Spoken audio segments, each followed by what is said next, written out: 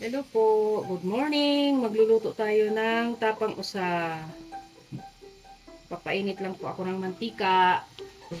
Ano ko lang po yung bawang, maraming bawang, tas tatanggalin ko din po mamaya kapag ah, tawag ito, mag-brown na.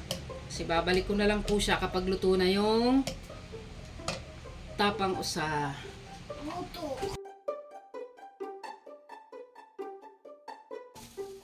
Ayan po, tatanggalin ko na ito para hindi masunog.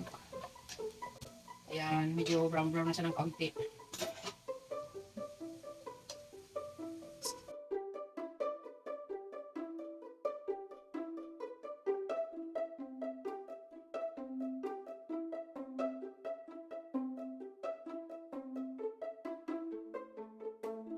Ayan po, maglalagay din po ako ng sibuyas na puti kasi mayroon kasi gusto sibuyas puti. Yan din, ginanyan ko din po kasi para yung lasa din ng sibuyas mapunta rin uli sa prito kong tapang usa.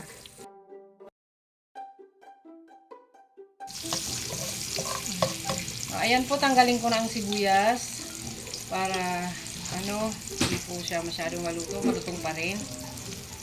Ayan.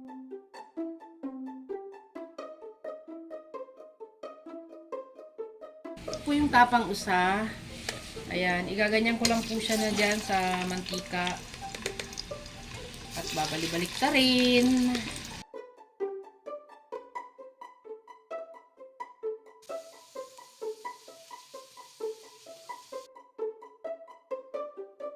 A few moments later. Ayan po, babalik ko na yung bawang na inano ko, yung kaninang pina-brown-brown ko lang.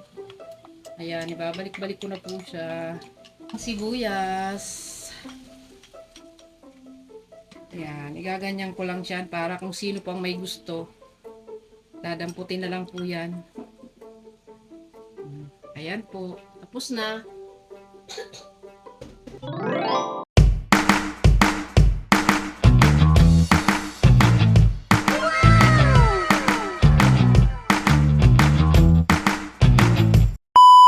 Luluto ako ng sayuti at saka carrots lang po sa butter.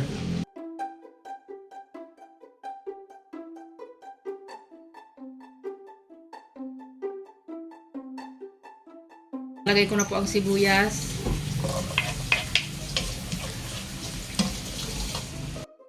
Ito po yung carrots, oh.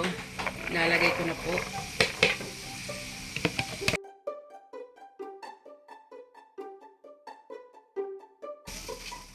Lagyan ko po ng asin.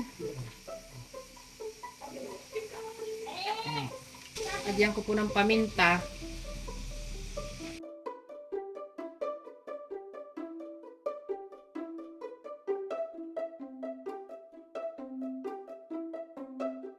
A few moments later. Ayan na po. Pwede na natin ilagay yung sayute. Hiniwa-hiwa kong sayute po. Hinugasan ko na po yan, ha. Bago ko hiwain, hinugasan ko na po. Ayan.